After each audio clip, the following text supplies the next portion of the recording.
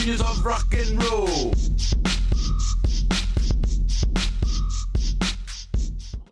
Okay, so if you weren't sure, I can now confirm for you it is Friday because I have my Friday cup, the Dave Murphy mug. Welcome to the Daily Atheist Morning Show, my friends. I am the amazing Super Chris Mallard. Thank you for joining me. My wonderful co-host, Ryan, she's hiding in the back, ever so sneaky like, because she does that sort of thing. And we're going to have some fun today. You know, she's probably not exactly done with BSG. We've got other things to talk about. We're just going to, hit on that and whatever other random sci-fi nut baggery we want to talk about or not. So, we're just going to kind of randomly go off today. John Hudson's in the chat. He may not want to talk sci-fi today. He just may want to talk poop and bowel movements. You know how John is. We'll be back in just a minute, though, for Sci-Fi Friday. Ooh, yeah, let's do this one. So this is where it all ends. Albuquerque, New Mexico.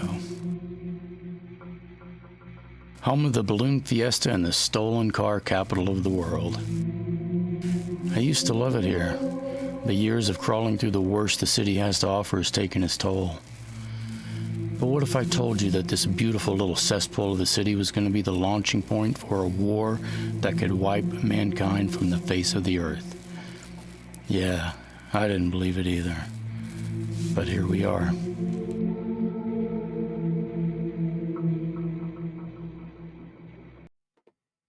All right, we are back, and I've got my co-host, Ryan, with me. There's Ryan. Good morning. Good morning to you. Hello, it's Sci-Fi. It is Sci-Fi. You're looking fancy as ever. Oh, yeah. I thought the buttons kind of would almost make it look like some kind of, I don't know, maybe I'm a fake admiral. That kind of looks like the suit Adama wears. That's why. Yeah. I was trying to give admiral vibes, but yeah, I'm just not sure I'm going to pull that off today. I was prepared to salute. I'm not. I ain't scared. Good morning. I hope you're having. Did you have a good week, Miss Ryan? Yes, I did have a good week. Although yesterday, little Miss Pickles and I had ourselves a little bit of an adventure, which was a lot of fun. Yeah, we went for a walk. I think it was like our mid-afternoon walk because Ember was live streaming and I was listening to it. And I kind of glance at my phone and I watch her just to make sure nothing's happening. And she took me up into the field, which we often go through the field, of course, because there's like holes where there's gophers and all kinds of animals, foxes and whatnot. Well, she likes to snap at bugs, a little fly, a bumblebee. You can just hear a little. So I see her I see her like snap and I'm like, Pickle, stop, because she'll eat something and sting herself. And she kept doing it. And I was like, what is going on? And then I noticed bees and then they were flying around my head. And I was like, oh shit, we've stumbled into some kind of hive. It was yellow jackets. Oh, and I immediately felt a sting on my leg. And I was like, we're running. So I got a good run yesterday. They were chasing us. They were obviously drunk and angry and wanted to party. Power. Yes, they chased after us almost all the way home because we ran a good bit. And then I was like, okay, I don't think they're following us anymore. So I was like, all right, we don't have to go home. So I kind of took another little detour to give her a little bit longer walk. I felt bad. And then all of a sudden they were on us again. And I was running like this with the leash, and because they were coming after, and I was flicking them off of her with the leash as you're running. Oh boy, that was a whole mess. And my leg still hurts today. Wow. So other than that, a good week. I've heard that if you piss them off, they will chase you. Bees too. You can jump in water like a river or a lake or something, and they'll wait for you to come back. They will wait. Yeah. Well, it's the time of year too where they're, the queens probably like, get the F out of here, go F off. Right.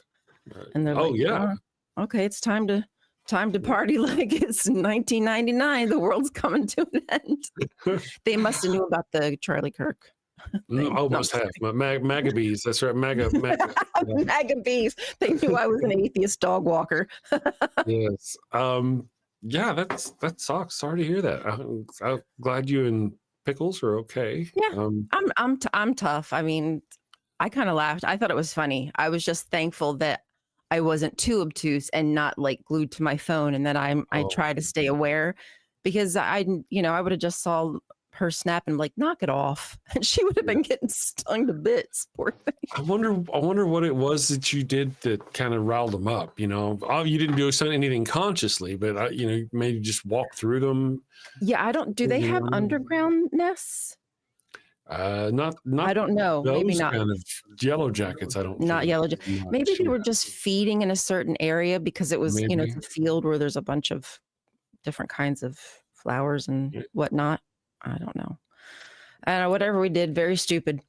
And I'm not going out into that field for a while. Run away. Well, I'm glad you guys are okay. Good morning. Let's see. We've got a lot of people here. We've got Left-Handed Jedi here. Good morning, Left-Handed Jedi. Thank you for joining us. Secular Villainist is here. Get you an electric racket. Ooh, that sounds like fun. Oh, yeah. Yeah.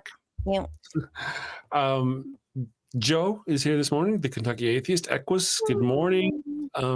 And let's see, we got quite a few people here. Kelly is here, and Kelly is here.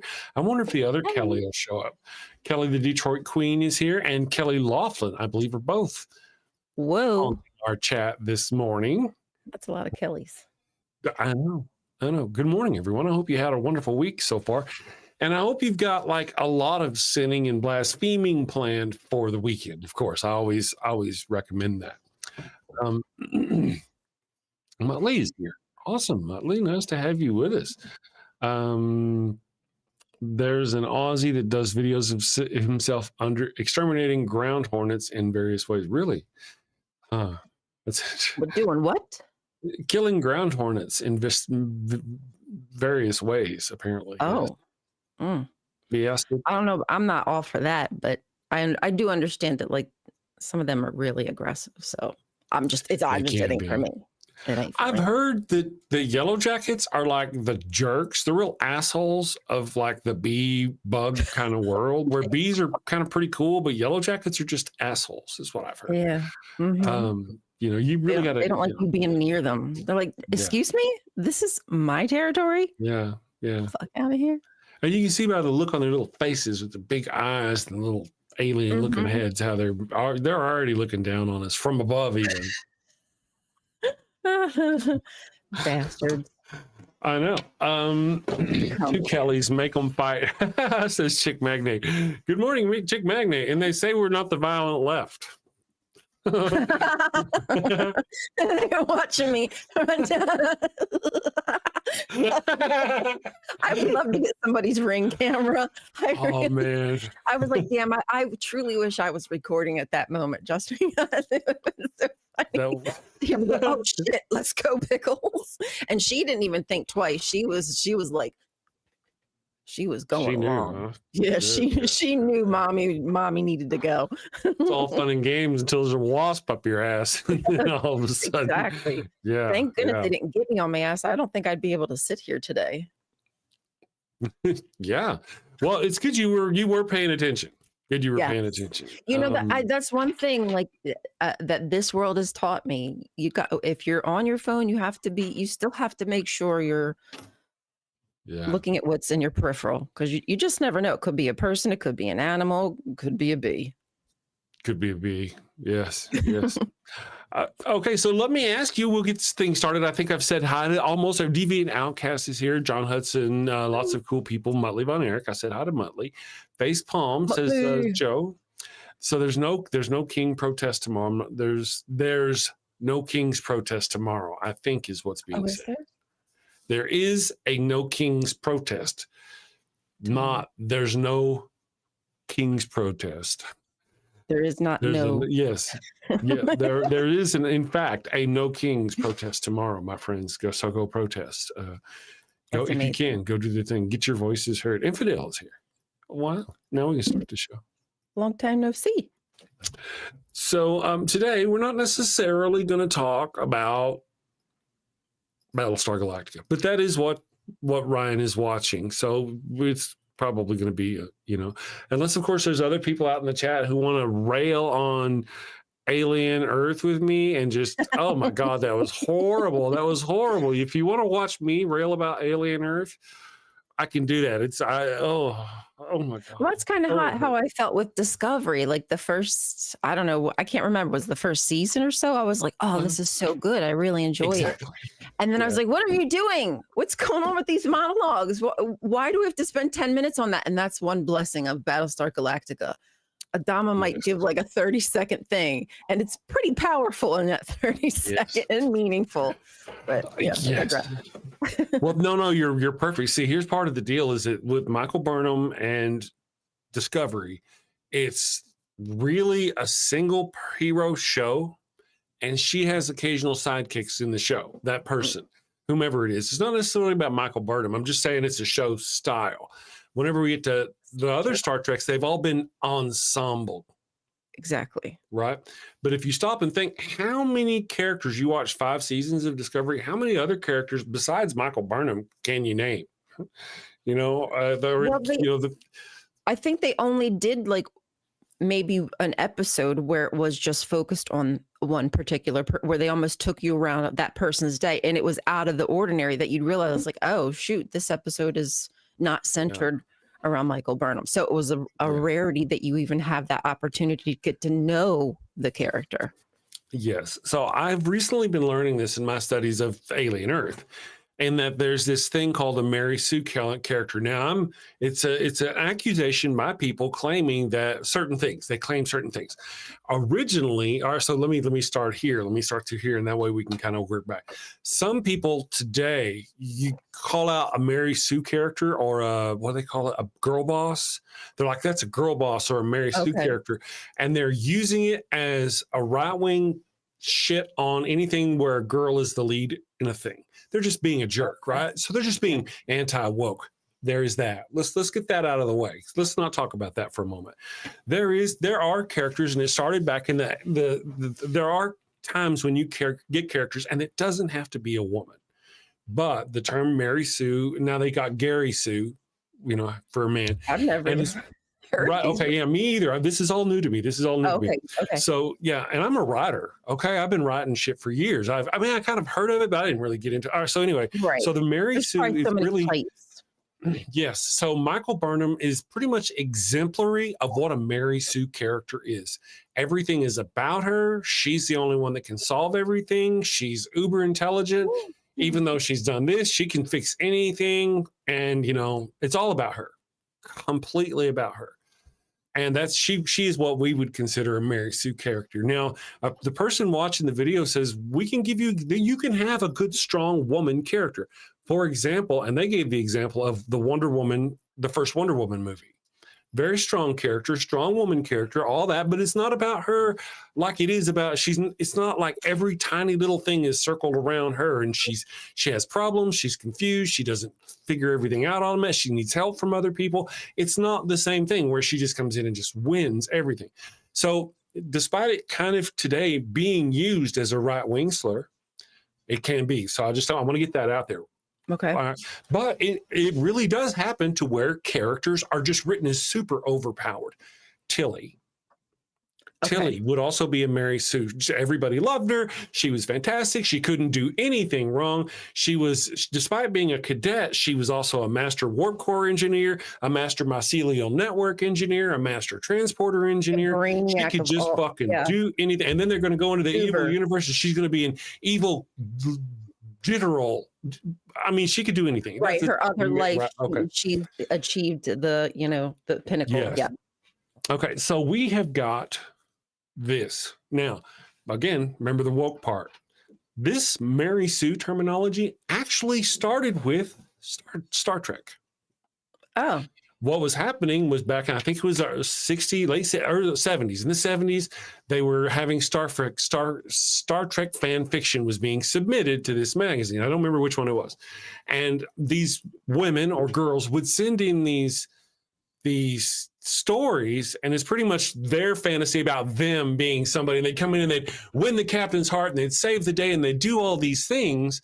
And it got so repetitive and so common, they actually created a Ensign Mary Sue, and a one-page story where she comes in, she saves the day, she saves Spock, she does all these things, and it's exaggeration of what they were really doing. All these women were writing these fan fictions, and it's just their dream fantasy of what would happen. Men do that too, though. But in that particular case, it was really focused on the women. But that's that pointed out the difference to me and helped me understand what was going on with Discovery. It's not an ensemble show. It's the Michael Burnham show. And she's unapologetically... That's a deviation from what we're, is typical of, that we know of Star Trek anyway, that universe. Yeah.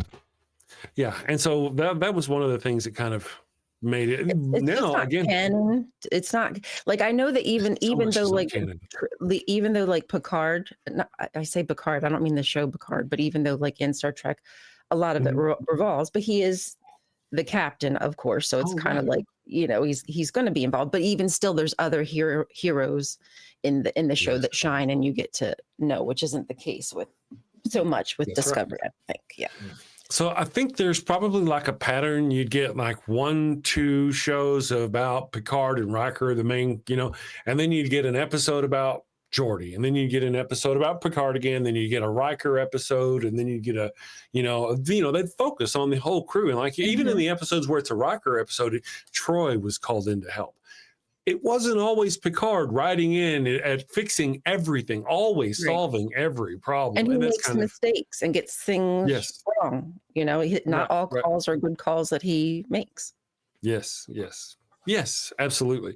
So there's all of that, and that's kind of what learned me about it. But I didn't want to be ugly about it. I didn't want to feel misogynistic about it whenever I'm watching this show, Alien Earth, and this character, Wendy, is a Mary Sue.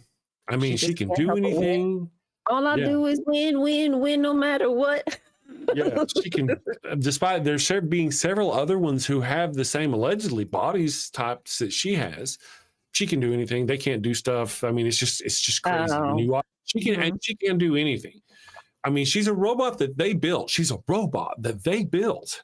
And then all of a sudden she can just reach out and touch a screen and flick it and all change from security camera to security camera, unlock doors, freeze other robots. It's just weird as hell. She all of a sudden is just uber super powered and can do anything. And I mean, that really does make it cool. God mode activated. Right. One of the things I enjoy, I don't like it. We've talked often about the Alien Earth thing, right, where they just do stupid shit.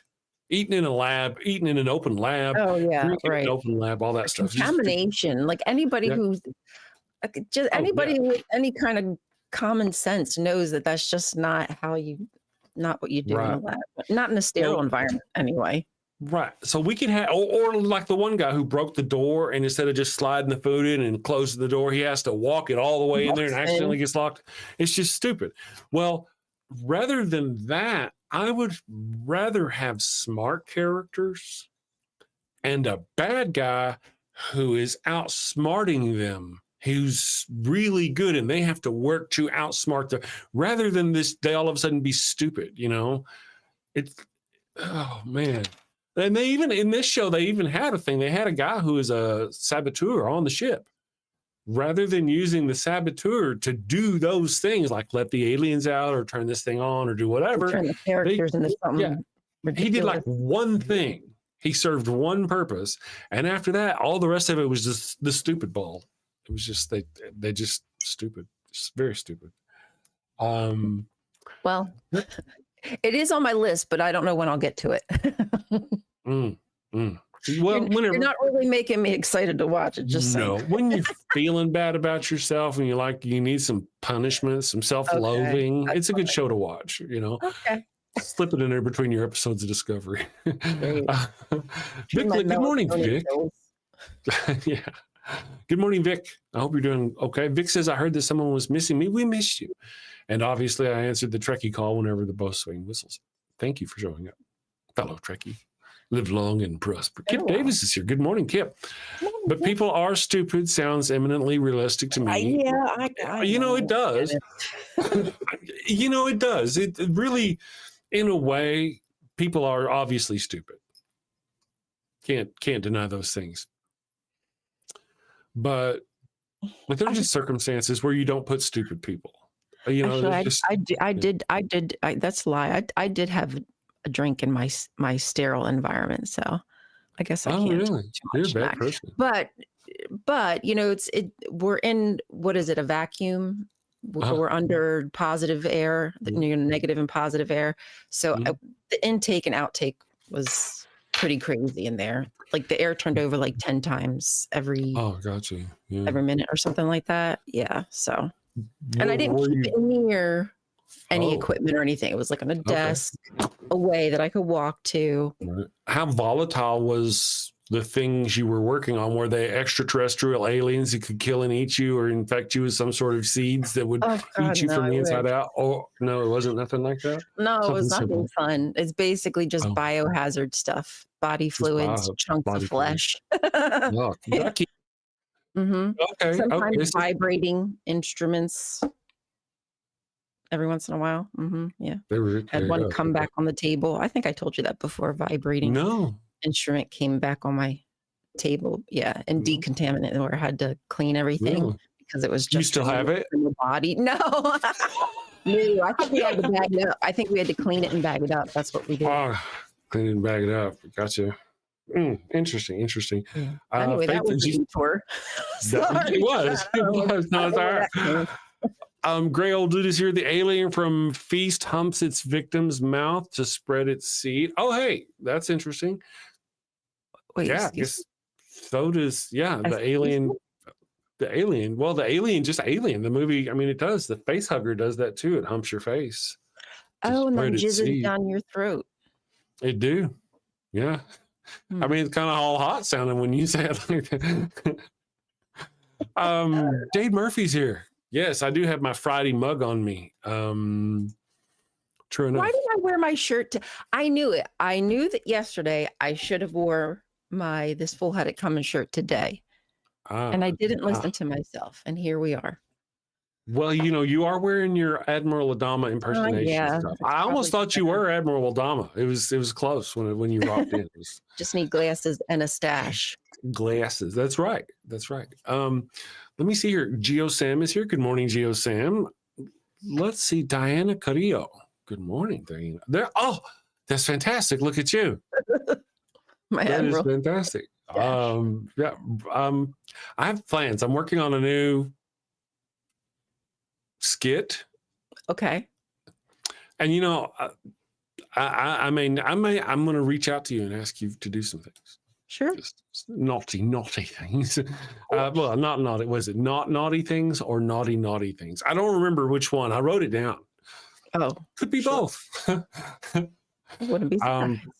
But you know how it is. It's probably going to be funny. I'm looking. Oh yeah. So if I could really get something for you, anyway. I'm just a slacker. I've got good shit in my head, and it's coming. Wait till you guys see. I don't want to tell everybody because, what? Here's what I'm going to do. I'm going to do this thing real quick. I'm going to go get me a cup of coffee. We're going to do our post-mortem baptismal kit commercial. I'm going to get a cup of coffee. When we get back, we'll talk about more stuff. That'll also give me time to shower. Hold on. So we'll be back. You have a loved one who's on their deathbed, but they've yet to give themselves up to the Lord? Are you sure you don't want to come to Jesus? No. This is your final chance. No. Worried they're headed to the fiery pits of hell. Your very last chance. No. I've been wicked and sinful. I deserve to burn in the hot place. As you wish. Farewell, my heathen husband. Farewell, my... Well, fear not, my wayward child. Introducing Father Flanagan's line of post-mortem baptismal kits. No more worries about being miserable alone forever. Be a good Christian and share that eternal pain and suffering with the ones you love. I'm in hell. Not as hot as I thought it'd be. Kind of feels like Houston, minus the humidity. Hello. My favorite drink crafted to perfection. Ooh, and some dank ass weed. I can't bear to be down on my face chanting, holy, holy, holy is the Lord, every day, all day, for all eternity, by myself. Wow, is that George Carlin? And Alan Turing, look at that. Carl say, "Oh, I am so honored. You've been my hero since I was a kid." Neil deGrasse Tyson, what are you doing here? Oh, I get it. I get it. Schrodinger's heathen. Very cute, you. Very cute.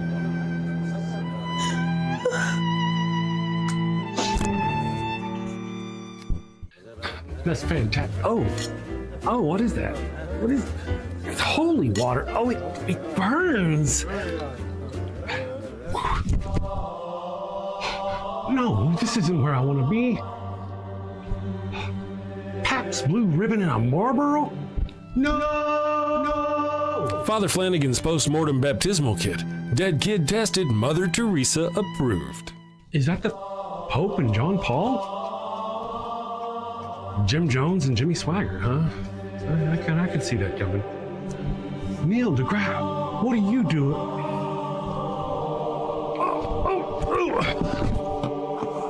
Holy, holy, holy is the Lord. Holy, holy, holy is the Lord. Thanks, Father Flanagan. Damn them to an eternity in heaven for only $59.99. They wouldn't appreciate it, but you'll feel better, and that's the point, isn't it? Get yours now. Your heathen loved one's time is running out. Holy, holy, holy is the Lord. This is some bullshit. Holy, holy, holy is the Lord. All right, we are back now. I was sitting here watching something over the weekend, and over the week, I happened to be doing, in part of my planning for one of my skits, it reminded me of something I'd seen in the past. And I started thinking, I wonder if Ryan has seen this. This is pretty cool, pretty funny. Ryan says she has not seen it. She's unfamiliar, less than familiar. If Ryan were over here and familiar were over here, then Ryan, there would be one of those symbols. She is less than familiar with what I was talking about. So any of you out there, are you familiar with Terry Tate, office linebacker? So I'm going to show a video. I may get a little strike. I may have to, of course, I don't monetize these anyway. But I'm going to show this video. If you get the opportunity, please check this out. I think you may enjoy it. I just want to kind of warn you, and let's just say there's a violence warning. Give a little asterisk, some violence. You may see some violence on the screen. Okay, here we go. Terry Tate, office linebacker. I'm going to share that. I'm going to go here. I'm going to go here. All right, Ryan, I hope you're watching. Here you go.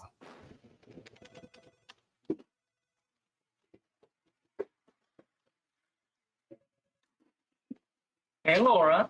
Hey, Paul.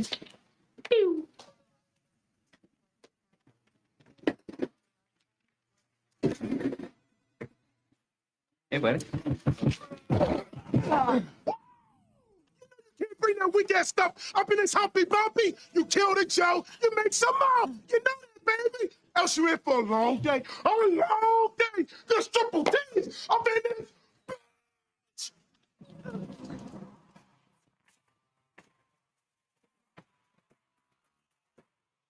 Some people said I was crazy when I brought Terry on board, but I'm a firm proponent of paradigm breaking, outside-the-box thinking.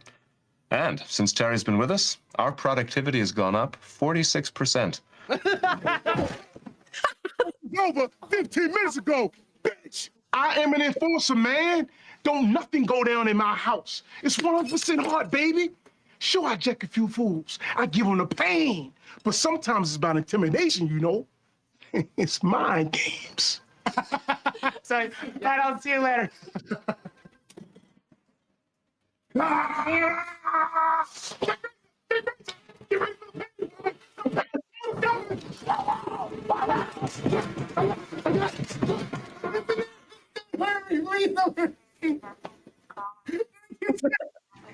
you. But what's really impressive is how Terry's become part of the Felcher family. He fits right in here. Surprise! As profits increase, the margin reaches a second break-even point here, after which enterprise falls into loss. Any questions? You know you need a cover sheet on your TPS reports, Richard. That's you, baby. Hey, Terry. Hey, Janice. Motherfucker. That's not to say that Terry's gone soft. He still does what he does best.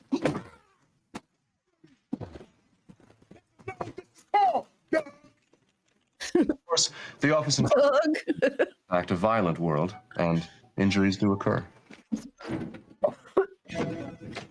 Terry. Hey, Dana.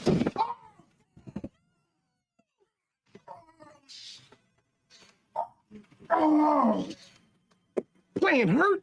Baby, that don't faze me. I don't got time for pain. The only pain I got time for is the pain I put on fools who don't know what time it is.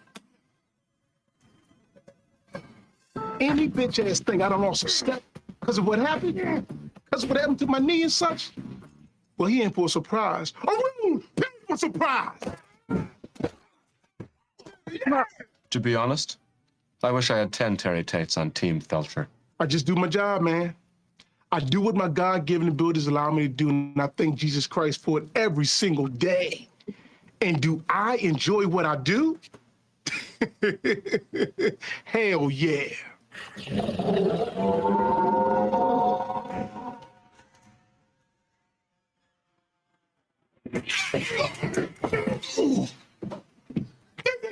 Richard, this pig is my house. You can't come in my kitchen and kick my dog and take a box full of ballpoints. This must be crazy.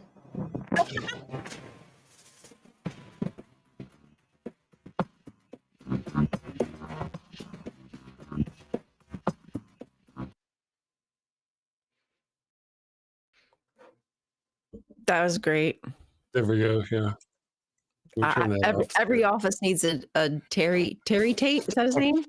Yes, office linebacker. I'm glad you agree. I was bringing him in specific. I just kind of wanted to warn you, and if only I hope that those were like stunt persons, because they were taking hits. Like that looked very real. Hits. I know. I warned you, right? I'm like, wow, this is kind of a. But Like, yeah. Terry Tate, office linebacker, coming to the Daily Atheist Morning Show. For all the slackers out there showing up late, Terry Tate will get you. He certainly will. Again, I'll probably get some sort of strike for it. Worth it, though. That's good shit. That was funny. Now, I don't know if you've seen the trunk monkey, right? You know what the trunk monkey is? I don't know. It's kind of in the similar vein. So it's like a car selling tool. Come on down to Bob's Ford. We'll sell you this car. It comes complete with a trunk monkey. And so you're driving down the road and all of a sudden somebody cuts you off and you honk at them and they jump out and they're banging on your window and they're going, I'm going to beat your ass. And you push the button and it opens up the trunk and this little chimpanzee with a wrought tire iron gets out and beats the shit out of the guy and then throws him off a bridge and gets back in the trunk. It's a trunk monkey. You've never seen that? No. Yeah. I just while we're here. It sounds a bit violent. Only a little bit violent. Let's see here. Let me just do this here. There are quite a few of both of these. There's New York.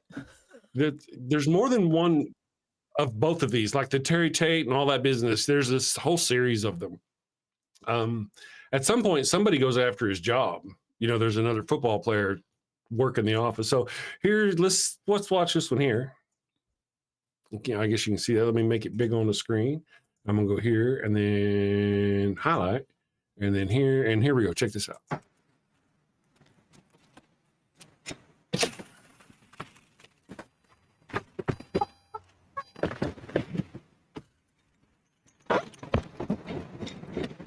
The trunk monkey theft retrieval system. Because sometimes getting your car back is simply not enough. Another revolutionary idea you'll only find at Suburban Auto Group, pending approval by Department of Agriculture. Poor monkey. Trapped in the trunk. Yeah, so I didn't see a lick of food or water in there. I'm just saying. Just was it a play chimp? I didn't notice what he had. What kind of? Yeah. Got a baton. So good morning, everyone. Let's see who all's still here. Rembrandt is here. Good morning. Vic Lit is here. John Hudson. The Trunk Monkey is a hilarious series of commercials. Kip Davis says, I really hate monkeys. They're vile. So avoid stealing cars. Dr. And you'll Kip. have no issue. And you probably should. Yeah, you'd be okay. I've heard they're vile, disgusting creatures. Really? Yeah, but aren't we? Yeah, And we're intelligent. We know that it's yuck. exactly. We know better. So just and we know better. We still do it. So just imagine if they didn't know better. Yeah. Speaking of that, Kelly Laughlin is still here. Oh, Kelly. Oh, Kelly. Good morning, Kelly. Kelly. Rembrandt Giles. Giles says we are all monkeys. Yes, my tail's in the front, but yes, we're all monkeys. Is it prehensile?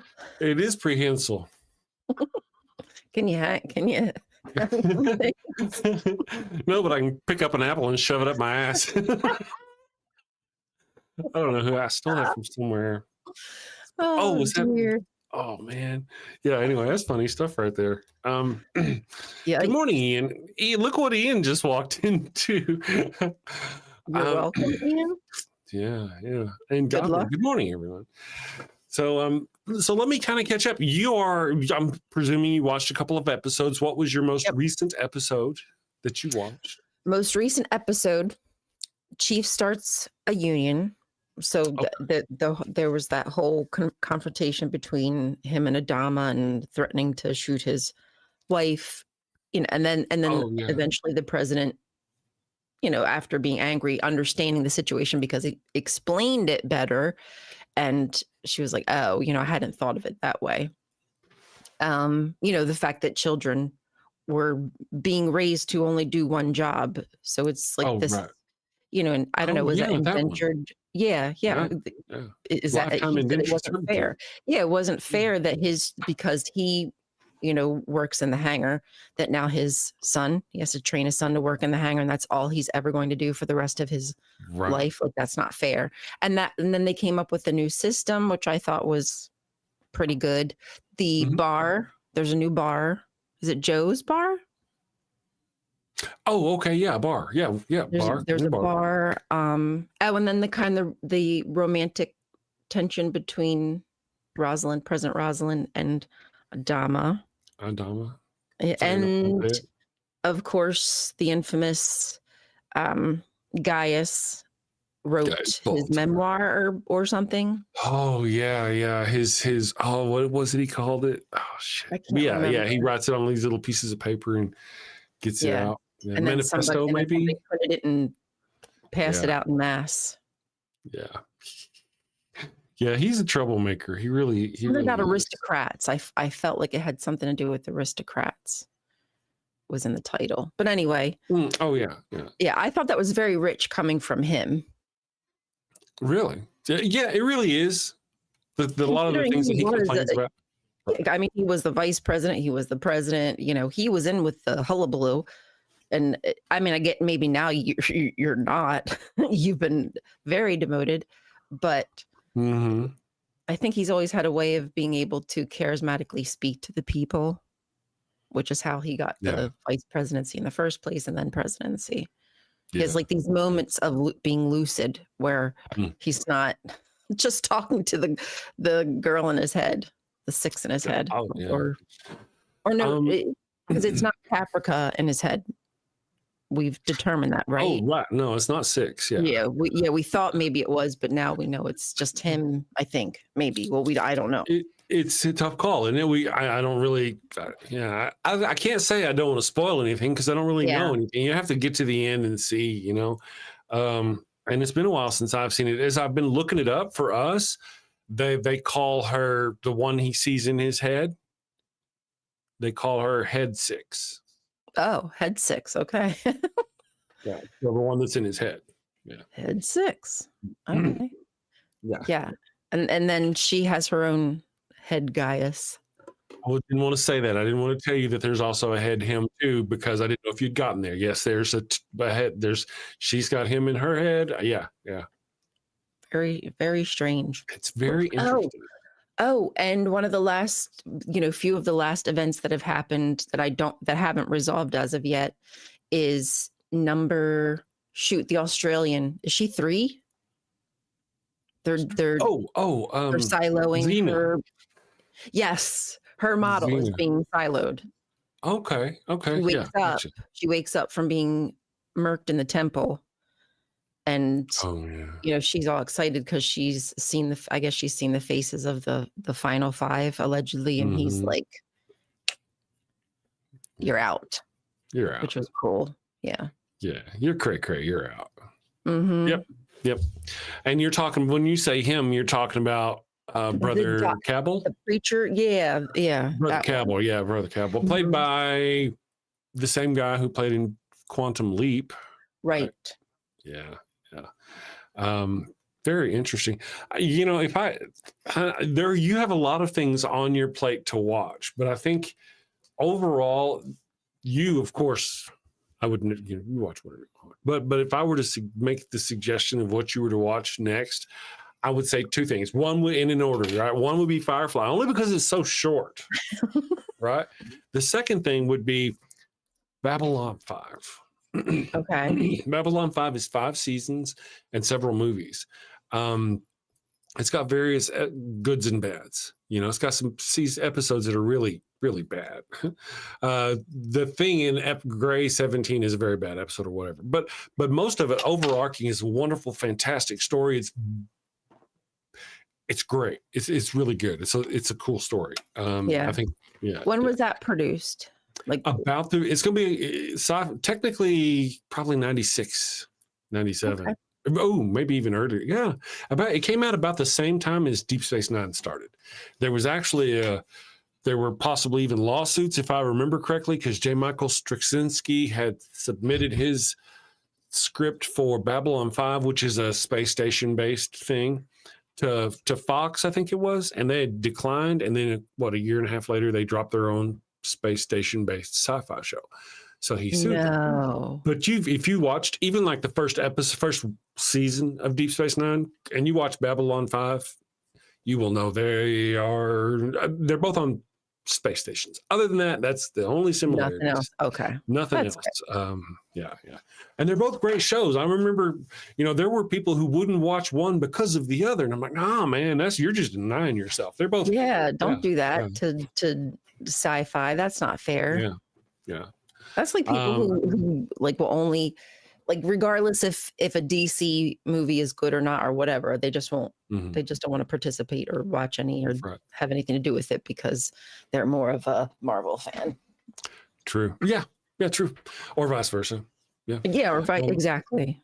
Neurogeezer says DS9 is a stupid design for a space station. It is a stupid design for a space station, but it's not supposed to be a space station. The Deep Space Nine Turok Nor was originally an ore processing facility, so that's why it's got to where these big open arms where ships can come up, big loading ships can come up full of ore, and they can be pulled down by a machine, ran through the process of the station, and then go down one of the lower legs to another big ship to be processed out. It was not meant to be an actual space station for comfort. It's an ore processing facility. I see. Yes. Well, that makes sense. Yeah, so the person is right. It is a shit design for a space station. Jason Freer says, I am here daily but at work. Thank you, Jason Freer. We very much appreciate you. Always listening but away from the chat often. I very much appreciate this show. Love you all. Thank you for the $5 Canadian super chat. We very much appreciate you, Jason. Thank you. Stay safely up there. Stay warm. Because where is he? Canada. Oh. Yeah, so they're always cold. It's always cold in Canada. I'm from Texas, so if you ask me, Canada is always like a frozen wasteland. Pardon? 3 days in the summer, the sun will crack through and might melt a little bit of snow, but other than that, it's just a frozen wasteland. That's from my perspective, right? Because if I had to draw a picture, It's all a boot. what's it all? Yes, that's right. Kip Davis says it's fall up. It's actually starting to get to fall around here. Yeah. Same here. Nice. Yeah. I like me some fall. Giles says, nice ore processing facility you got there. That's true. Attention Bajoran workers. If you're familiar with that episode, girl, you haven't watched Deep Space Nine yet, but it's got some things. Now, first of all, I want to mention, if you do get back to Deep Space Nine, Gul Dukat, the Cardassian guy in the very beginning, comes in the very beginning. He is the bad guy all the way through the whole series. Off and on, you'll see him. He's not in every episode, but he is overall, if we want to make the analogy, to Benjamin Sisko's Jesus, he is Satan. Okay. If you know, and he just goes all the way through, but he makes a fantastic bad guy. And at one point, somebody accidentally trips an alarm because the station, Deep Space Nine, used to be a Cardassian station, and they had slave Bajorans working on it. Right. So they had it set up to where if the Bajorans tried to take over the ship and they didn't put in the right codes, it would gas and kill them all. And somebody accidentally triggered that, even though it's no longer a Cardassian station. So nobody's there who knows the codes. Oh, so it keeps going. Attention, Bajoran workers, you have so many minutes to turn over, to give yourselves up. But they can't give themselves up. There's no one to give themselves up to. So throughout the episode, you keep hearing this attention, Bajoran workers. And then Gul Dukat actually shows up, but he's such a douche. He doesn't shut it off. He just stands there and they're all under attack and it's going crazy. Like, gets himself a cup of Ractigino and drinks it and he's talking to him. It's really great. It really is. Nice. But then attention, Bajoran workers. After that, you'll get the meme. Okay. It's just kind of a meme. Oh, wait a second. Godwin asks, have y'all watched the sci-fi show The Expanse? I have. Love it. Most of it. Love it. Most of it. Yeah. Thank you, Godwin. Thank you very much for the super chat. I don't know if I've watched that one. I don't think you have. I tell you, girl, the first season is really good. It's really good. When it's a look into the future, right? So I'm old. We're a little bit older, and whenever you see like the main hero for the first few seasons, it changes. The main hero, it's an ensemble program that alters. It's not about a single person. Even well, it's about a single ensemble and another. Anyway, it's pretty good shit. But there's this guy played by Thomas Jane, really cool actor. He's played like what was it? The Punisher. He's played the Punisher. Really good actor. But he's got like this side of his head is bald, and he's got hair that's really long that comes over to this side. It's like a style for that futuristic look. And if you're at first you're watching, like, what the hell am I watching? And it takes a little bit of getting past sort of seeing all the weird. Some of them are called long bones. They've been out in space, living out in the asteroid belt for so long that they don't have gravity pulling them down. So they're tall and they're long and they can't handle gravity at all. It's a great show. It's very, it's a very good show. Oh, that's kind of creepy to think about. Yeah. That sounds possible. I mean, I don't know. Yeah, it's a really good show. I would absolutely encourage it. I've seen it twice already and I would watch it again. And that's really not what it's all about. What it's all about is somebody finds an alien particle and what that particle can do. And the first season is like a body horror kind of thing. I mean, there's some things, but as it goes on and then things get weirder, it's awesome. Girl, check it out. It's good shit. Okay. I have it and Bobby Draper, list. Bobby Draper is an example. You'll see her as a female character in The Expanse. Okay. She is an example of a strong female character that is not a Mary Sue. You know what I mean? Is we defined by a Mary Sue. There are male Mary Sue characters, obviously, but whenever I want to say my first thought, because we've been talking about it, whenever I want to tell you, oh yeah, there's this Bobby Draper character. She is awesome. She's a Marine. She gets her suit. She's a badass. She beats up people. It's really cool. But she's not like super overpowered, and she's not like she doesn't solve every problem. And she is cool. And there are a lot of really good actors in that show as well. Vic Liz says that's a big concern for any potential colonies on Mars. The different gravity could be greatly impact fetal development. Yeah, among other things, yes. Babies would be born with rickets and low zero gravity, something similar to rickets. Yeah, I think with the Mars, it's like 3/4 the size of the Earth, 2/3. It's significantly has less mass. Not like the moon. The moon's like a full third the size of the Earth, but still. So there would be those kinds of issues that they would have unless we figured out something. Yeah, for true. Yeah. You'd have to be in an environment that I guess created gravity.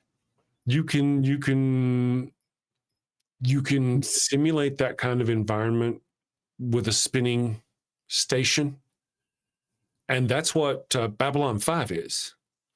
in Babylon 5, the show Babylon 5, they don't have anti-gravity. The humans don't have anti-gravity. The other species, the more advanced species like the Minbari and the Centauri and these other people, they have anti-gravity technology. But the humans don't. So the Babylon station is a big circle, and it spins at a rate to where if you're inside of it, it gives you 1G pushing you on the ground. So you have technically gravity. Most of the time, you don't really notice it. If you get near the center of the ship, and occasionally they do actually get near the center of the ship. And when they do, they have a problem with low gravity. They have to put on little things and travel by this tram kind of, it's really interesting. They do a lot of cool stuff. I think NASA even purchased the design or something of the starfighters that they use because they're very practical. NASA's like, oh, hey, that would work. So that makes sense. That's cool. Godwin. It is. The first season is played. The main character is played by, again, it's an ensemble, but the main head of that ensemble is played by Michael O'Hare. He has problems. He has to leave the show. Bruce Boxleitner comes in for season 2, fills it out. Wonderful job. Godwin says for $2, I also need to show for canceled Wheel of Time. Was it canceled? I never got to see it. My husband watches that. I've seen a few episodes because I've watched a few with him. Sheesh, that's a shame. How is it? Seemed like a pretty good series, I thought, anyway. Really? I thought, but I mean, it's so different than the books. That's what my husband says, but I'm sure that's a given. Yeah, to be expected. Right. I haven't seen it. It sounds interesting. I believe the actress, oh man, I can't remember her name. But I know her face if I saw it. Anyway, she played in Doom with Dwayne Johnson back in like 2006. She played the actor. Actually, it was she played the sister of the guy who plays McCoy in the new Star Trek. Son of a bitch. The memory thing doesn't work. Garibaldi was the man. Left-handed Jedi's got a good point. Let me go here. Carl Urban. She plays Carl Urban's sister in the movie. Carl Urban has a very distinct American accent, so she puts on an American accent. And if you go watch, she's not from America, by the way. She's if you go watch during the show, you can catch a couple of times where she says things like she's saying backyard, but they kind of drop the she says backyard like an English person would. There are little things in there that you catch. Rosamund Pike. Yes. Thank you for that. Yes. But my husband, because my husband is, of English, anytime there's a British accent, he's pretty good with detecting whether or not it's, not always, but whether it's put on or at least whether he knows where they're from because of the dialect. Gotcha. Whether northern, southern, whatever. Yeah, my understanding is Britain has one of the most compact area with the most dialects kind of situation. You can go like really? 10, they're very distinct and you don't have to go very far. That makes sense. Yeah. That makes sense because I've traveled over there, and when he goes over there, he goes all over the place to see his friends, and they all have different accents. I used to know this guy named Lion Man. He was really cool. Lion Man was his internet name. His real name was Ian. He was really cool, but he used to be a undersea diver, doing undersea diving. Oh, and he was really into all that. Carl Urban completely nailed it. And I think so too. Have you seen Dredd? Dredd is a good movie. Dredd. So there's this Judge Dredd. It's like a futuristic show. Okay, yeah. Judge Dredd came out in like 96 with Sylvester Stallone. Okay.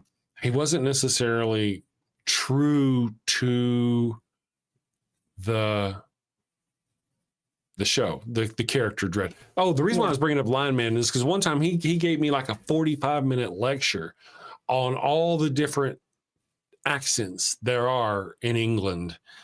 He was real? Stupid, one of those really smart people, stupid smart. But it just went on and on and on and on. Yeah, in secular feudalism really nails it in the head. Nails it in the head. Nails it on the head. You never see Dredd's face in the comics. You have no idea what he looks like. He doesn't seem to have much in the way of humor. Probably sardonic humor, or, angry, hurtful humor, but not, you never really see that. But with not Arnold Schwarzenegger, with Sylvester Stallone's version, you see his helmet off almost immediately, and he keeps it off most of the show. I am the law. It's kind of that whole thing. With the new Dredd, it's played by 2012. Carl, Is that the new one? I think is that when it was 2012. It's just named Dredd, not Judge, just Dredd. Okay, that one is more realistic is more loyal to the original cartoon series. You never see his face ever. okay? That was while we're talking about it. For those of you who've watched the show, The Mandalorian. The whole Mandalorian, I just want to throw this out there. Mandalorian, they never take their helmet off. Rule, they never take off their helmet. It's a rule. You never see them without their helmet. They do, but in private. It's always in private. You never see it. And they had a really good thing going on. It's played by Pedro Pascal, but he never took his helmet off. But at the end of the first season, they have him take his helmet off. And so you get to know it is son of a bitch. They really could have played that on for quite a while. but you finally get to see it. So that sucks. But they shouldn't have never done that. But then he continues with that tradition, as far as I know. We quit watching eventually shortly after that. And you never see his helmet off. But, the lady, Cara Thrace, who plays Cara Thrace in this show that you're watching right now, she is in The Mandalorian. She plays another Mandalorian. He runs into her, and her group doesn't wear their helmets.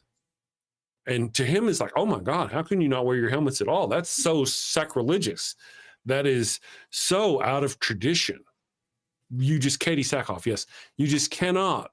He was a little, and it makes sense based on what we know, so far anyway, about the Mandalorians. Well, in the same episode where we meet her, they decide to offer her, she gets offered the dark sword, the dark saber. And that gives her leadership of the entire Mandalorians, I think. Okay, that's like giving her the crown. She's the boss of everybody now. And she goes, I can't take that sword because the only way you're supposed to get that sword is by killing the person who owns it. Oh. And I'm a traditionalist. I'm like, bitch, you're not wearing your fucking helmet and you're a traditionalist? Boom. You're going to insist on killing somebody else to get the sword that's giving to you? And yet you don't wear your helmet. Some other people. Other groups, I know, religious groups. Yes. I don't know how that resolved, to be honest. That was right where we stopped watching. I don't know how it resolved. She refused to take the sword. And I was like, oh my God, you're not wearing your helmet. Ember says this is not the way. It was not the way. Now they've apparently got a cool show. The show has gone on, and now they've got it's Mandalorian and Grogu. I think they've changed the name. The little guy actually has a character. The little Grogu, the little Yoda, mini Yoda. Yeah, he's a full-fledged part of the show now. And they introduced Sigourney Weaver on the most recent episode. Sigourney Weaver from the original Aliens movie. Yeah, they brought her in. Now she's a general in Star Wars. Cool. Isn't that cool? That's cool for her. Yeah. Way to go, girl. Let us see what's going on in the chat. Is there anything going on in the chat? Katie Sackhoff, thank you. Kip Davis for that. Very true, very true. Kip Davis says, but they're always taking their helmets off. That's right, man. That was what pissed me off so much, is that if it had been almost anything else, if it should have been, if the Mandalorian guy had been like, hey, other female Mandalorians show their navel, and she's like, I get it, but I don't want to show my navel. I already show enough with my head, and that's kind of, I don't want to, but this is something being given to her openly. And she insists the only way she can take it is she has to kill somebody else. And I'm like, that didn't make sense. Yeah, if you're going to be so regimented, then be that way about everything. Yes. And Vic's got a good point. Vic Lit has a good point. Everybody's a general. Everybody's a general. Oh, for real? In Star Wars. Go back and watch General Kenobi, General Solo. Everybody's a general. Whenever you're like a rogue person and you join the rebellion, they just make you a general. They're all just general. General Solo, I could name almost any of them that joined the rebellion as far as part of the fleets. They called them all general.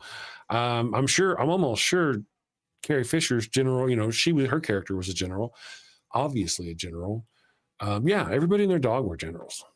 Nice. General Grievous, but he was part of the General Grievous was part of the bad guys. He wasn't part of the resistance. Star Wars is the one with Chewbacca. That is correct, Infidel. That is correct.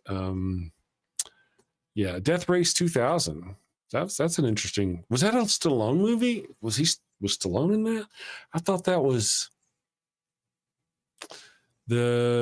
someone else. The guy from the Planet of the Apes. The original Planet of the Apes movie. Oh, the original. That's so long since I've seen that. Who's the actor? Yeah. Bert, no. Oh my goodness. Cast, give me the cast. Why is it not saying the guy? I know his name. Charlton Heston. Jesus. Charlton Heston. Yes. Charlton Heston.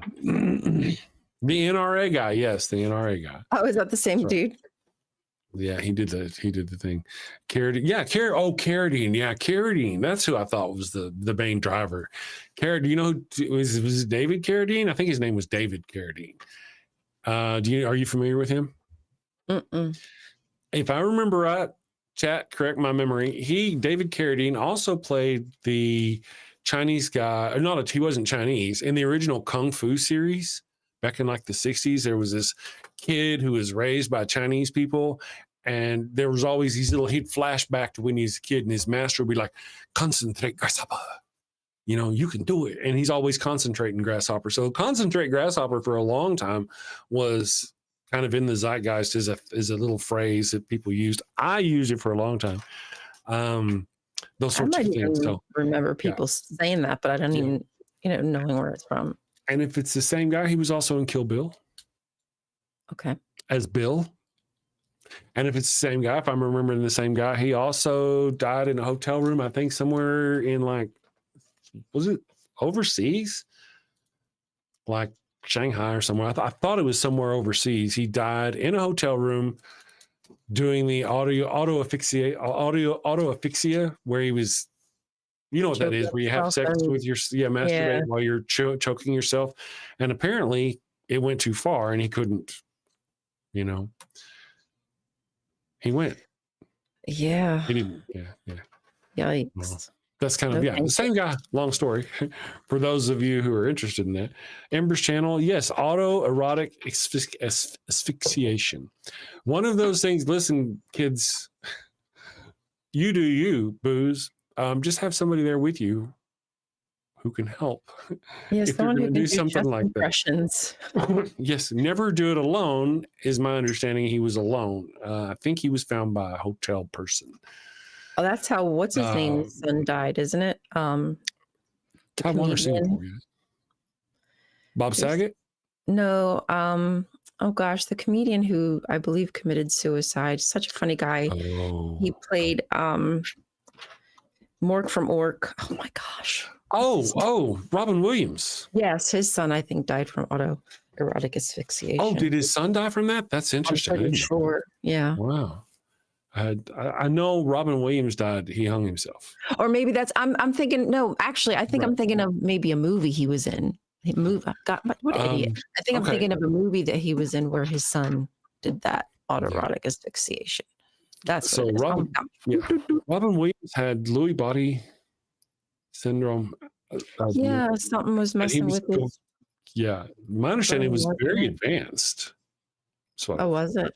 But yeah, there's no cure for that, or I don't think there is. I don't think there is now, and there surely probably was a while back. Right. So let's see, Robin Williams. Let's find out, because you loved me some Robin Williams. Nanu. I saw that. Chad Harris. Good morning, Chad Harris. Thank you for joining us. Oh, it's the Chad. Let me see here. I don't know how to spell Louis. L-E. Yes, L-E-W. It's like a person's name. L-E-W-Y. Lewy body. He was diagnosed with Lewy body dementia posthumously after his death. Oh, it's Lewy body dementia. Oh yeah, Oof. it's a form of dementia. Yeah, it's Oof. Please no.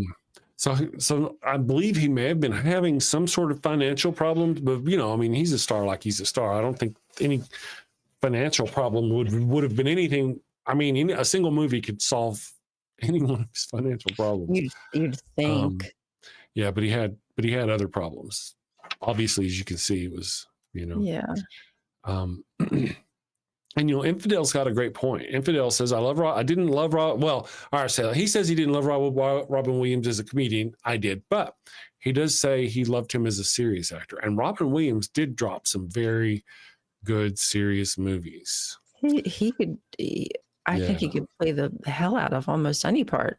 Really. Did you see What Dreams May Come? Yeah. That movie, that really got me. Yeah. Yeah, Dead Poets Society. Oh, Dead Poets Society. Yep. Mm-hmm. So he was just fantastic. I was very sad to see him go. I don't think there is a cure for that, for Lewy body. I mean, there may be on the way, or there was maybe on the way. I thought they kind of had an idea of what caused dementia, but I don't know. Well, dementia is an umbrella term that covers a whole bunch of different individual disorders. So it's, I mean, and then like Alzheimer's is one disorder in the branch of dementia. Alzheimer's is one of the more deadly ones. It'll takes you, but not all of them will take you. Some of them you can have different kinds of dementia for a long time, and you just babble like an idiot, or whatever, how how it is. You've seen them situations. And there's different types, there's just different branches. I can't believe we're not really serious about trying to figure that out. We're all going to be old at some point. Like, come on. Yeah. The frick? Well, there are obviously researches that there's things researching the various different ones. There was. That's right. Yeah. Just saying. I'm just saying. You can do I know, my friends. I know. This is sad. It's sad. Mrs. Doubtfire was a good flick. One of my favorite movies with Robin Williams was Peter Pan. Oh, yeah. I remember Peter Pan. Yeah, that was cute. And Dustin Hoffman played Hook. Right. In that movie. That was great. And then, there were lots of different characters. That was a good flick. I enjoyed that one. Neurogeezer says, I'm so looking forward to dementia. It's fun to joke that off. It really is. I've made that joke so many times that I can't even remember how many times I've made that joke. Ha ha ha ha. But as I'm sitting here and I'm going, what's that dude's name? What was I thinking? Oh yeah, Charlton Heston. I know where was I going? Is. I know his name. I could see his face in my brain. I just couldn't name him. And as I'm sitting here going through these things, and a lot of mine could be cannabis induced. I do realize that, but a lot ain't. Right. My eyes squint like this. Sometimes it's cannabis induced, but I also have cataracts. I'm working on some cataracts. I got to realize it. I'm getting old. The movie was Hook. Thank you, Right-Handed Sith. Oh my goodness. Good morning, Gary Shakusky. Thank you for joining us. Hook. That was a good flick. I could watch that. I'm gonna put that on the list. I hope the evil one would be willing to watch that with me. Hook is a fantastical movie. Hook. I'm probably like a little jaded on it now because of indigenous people and but at the time I probably really enjoyed it. Which what? Hook? Yeah, because isn't there don't they?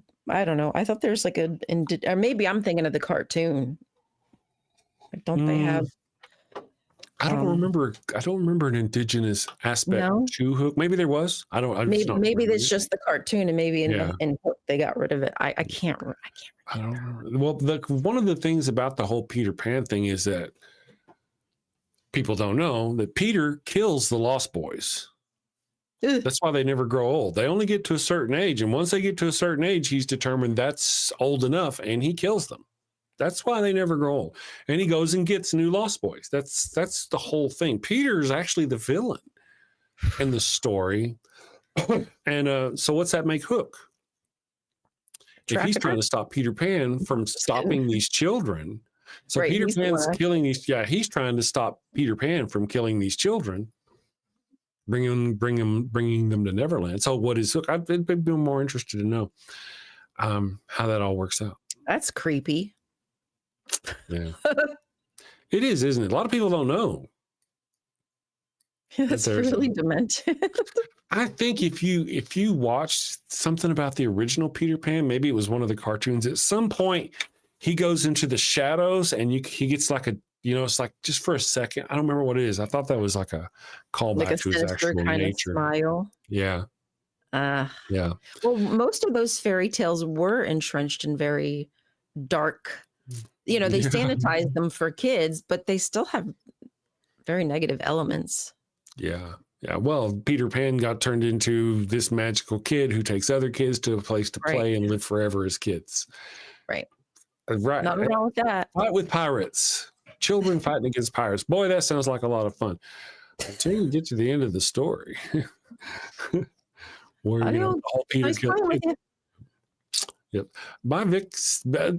Puppy calls. See you later, Vic. Thank you for joining us. The Mighty Filbert is here. If you're not subscribed to the Mighty Filbert, go check out the Mighty Filbert's channel. He's dropping some wisdom lately, by the way. When we're done streaming here in about 40 minutes or so, something like that, it'll automatically push you guys over to Ember's next stream. So don't forget, hang out. She's got stuff going on. It's wonderful stuff. Let me check. The Mighty Filbert. I called you out, Filbert. Then I didn't even bother reading what you said. Jacob the Liar was his most underrated movie. I don't think I've ever seen that one. That and The World According to Garp. I do remember The World According to Garp. Oh, it's been a while since I saw that one. Yeah. One of the things I've heard about Robin Williams from other comedians, not just another comedian, but other comedians who worked the circuit with him, like New York and, those comedy clubs and all that stuff, before he became big and famous and all that business, that Robin Williams had zero problem stealing your material. If you got up on stage one night and you made a funny joke, you're just as likely to see him telling that same joke the next night. I don't like that. Yeah. I don't really either. I didn't kind of either. Inspiration is one thing, because sometimes, funny situations are just unanimous. Like everybody has like similar funny but to outright steal, I don't like that. Yeah. So I heard that during his time on the comic, on the stand-up tours, that was in his early days, that was his thing. One of my favorite comedians is Tom Hanks. When he was young, he was hilarious as a stand-up comedian. I don't really remember. I do remember the show where him and his friend dressed up as women to have the apartment. I don't remember that. You don't remember Bosom Buddies? No. Oh, really? Oh, I didn't realize Bosom Buddies. No, I didn't. Bosom Buddies, yeah. Huh. Men who dressed up as women so they could. Really? Yeah, I'm pretty sure that was the premise. He also played in a movie where I think it was called Stand Up or Comic or something like that, where he was a stand-up comedian. It was really gritty, showing the real life, working the streets of a stand-up comedian. And there was this woman played, I think it was by Sally Field. And she's a houseworking mom, and she decides she wants to be a comedian. So she starts going to the club and she wants to make a go of it. And that's pretty much what the movie's about. Him helping her along, trying to make her realize, listen, this is not as easy as you think it is. And it's a really good movie. He does a fantastic job. Mazes and Monsters was my first Tom Hanks film. I believe that was his first lead role. And Mazes and Monsters was made in, I think, like 1982 or 1984. And it was in response to the Dungeons and Dragons craze. Pardon me. The religious riot was going on about how there was devils. You know how it is, all that. Oh, God, the Satanic Panic was an uproar at that time. I remember. This was exactly a direct result because of that. And Dungeons and Dragons and all that business. So it's called Mazes and Monsters. And you follow these kids who go from playing this simple game to really taking it far out to where they're acting out the roles. Well, people act out the roles. Oh, we call it cosplay now. But this was to the point to where they were about to jump off buildings and stuff. And they were really vilifying. Jumanji's a good flick, though. Mazes and Monsters. That was an early one. I was just saying, like, they were, playing out the characters and whatever, but Oh yeah, yeah. yeah. Well, have you seen the new Jumanji movies? No, the one with The Rock and Yes. what's his name? I love his Don't tell me. Hart. Kevin Hart. Kevin Hart. Kevin Hart. Thank you. See, we were talking about that dementia thing earlier. It's not as fun as people says. It's a lot of work. yeah. Right? You work your ass off trying to remember shit. Kevin Hart. Yes. Yeah. That actually, me and the evil one really enjoy those movies. Thank you, Fern Lovemont. Thank you, Fern. For $2, Fern says, let's buy some Panic for our Satanics. Excellent thinking. As you should. Yep. We really liked the new movies. We thought they were a lot of fun. The wife is not normally a Jack Black fan, but she thinks he did a really good job in this. If you're familiar with it, Jack Black gets a teenage girl put in his body. Oh. In the Jumanji game, the character, so you got these kids who are going to play in the game, a couple of boys, a couple of girls, right? The squeaky mousy little girl gets put into the action adventure kick fighter girl body. Really cool. Played by the lady who plays Nebula in the Avengers. So that's really cool. The other girl who's a teenage, like blonde, oh my God, got me with a spoon, that kind of girl. She gets put into Jack Black. Ah, I see. So we get to see her, like her experience having a penis. She's like, it's funny. Yeah. I think he does a really good job. I'm going to write those down again as good movies to watch, by the way, because I think that, and they have 2 of them out, and I think they did good in both of them. They're not Joe versus the volcano. Oh my goodness, the brain cloud. Oh my goodness. I have a brain cloud. I forgot about the brain cloud. What movie we were just talking? Jumanji. Yeah. So in Joe versus the volcano, this guy named Joe, I think has something to do, I think, with an insurance policy. Somebody's trying to cash in on an insurance policy. So they have him go to a doctor who's in on it. The doctor tells him he's got a brain cloud, and this brain cloud, and after scan, the brain cloud is going to kill him. So he may as well do something good with his life. So he somehow gets out on an island where he's going to throw himself into a volcano as a sacrifice. This is Tom Hanks. Mm-hmm. And somewhere along, it's been a while since I've seen it. Yeah, somewhere along the way, he, figures it out, and it's really good. That's a cute movie. That's cute. Amy Pond did not give her life for the doctor's sins just to be called the girl who played Nebula. I don't think Amy Pond is the name of the lady who played the girl who played Nebula. That's not her name. The lady who played Nebula from Guardians of the Galaxy is played by Karen Gillian, who also played in Doctor Who. But that may have been her name in Doctor Who. I don't know. Let me check out and see. Karen Gillian, yeah. Amy Pond. Who's Amy Pond? The name is familiar. Amy Pond. Okay, it's a character. Gotcha. Character from Doctor Who. Okay. I haven't watched Doctor Who. I've seen her in Doctor Who. She's a hottie. I've seen her in the Doctor Who, but I haven't really watched a lot of the Doctor Who's. Yeah. So now I get it. Ember was on point the whole time, and I just didn't know what the hell she was talking about. So, Sapien Cephalopod says, I'm stuck in an endless hell of meetings. Damn it. Yay, Kelly, you made it back. Thank you for making it back. The Mighty Philbert, I think I've seen Tom Hanks and Meg Ryan start dating more than any other couple. Yeah, they've been around a couple of times. What was it? You've Got Mail. Yeah. And Sleepless in Seattle. Yeah. I can remember shit. I really can. Sometimes. Those were good movies, though. I didn't enjoy them. They weren't good movies, you say? They were. I mean, at least at the time when I watched them, I enjoyed them. Oh, yeah. Yeah. They were really good. Oh, another one with Tom Hanks, really good movie was, I'm not going to let you tell me. I'm not. Survivor. Oh, okay. Survivor? Where he's on an island all by himself? Was it called Survivor? Is that what it was called? I don't remember. Tom Hanks. But I did enjoy Survivor? that movie as well. Castaway. Castaway. Okay, thank you. I was going to Castaway. say It's not called Survivor. Survivors. 2000 film. I know there's a TV show called Survivor. There is a TV show that's called Survivor that came out in like 2000 or some business like that, and they're on their 44th season. I don't know how that shit happens. How is that? Couldn't tell you. Yeah, Survivor TV show. I don't know what year they started. I'm fixing to look though because I know stuff. No. But it was, I mean, it was like, yeah, it was certainly not 49 years ago. I can guarantee you this. So I don't know where they're getting their 49 from. Wilson! Didn't make that shit up. Wilson! That was good shit. If you like Castaway, hit the like button. Rescue Chris and Ryan. Thank you, John. Good morning. And there's some sort of, I've heard there's a hype button.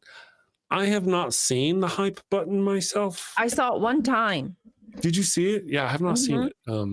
So if you see a hype button, and it was bang that. What? It was on the, so it was under, like, I only saw it on my phone that I can remember. Oh. And it was under the video, kind of hidden, where you had to slide to the left to see it. Like, I forget what I don't even remember what it said. And I just noticed that there was a little dot to slide. And when I slid it, it said hype. And I was like, oh, well, there you are. There's the hype. Awesome. Okay, cool. Good morning, Jester. Thank you for joining us. Pardon me, I was growling again today. More allergies, I guess.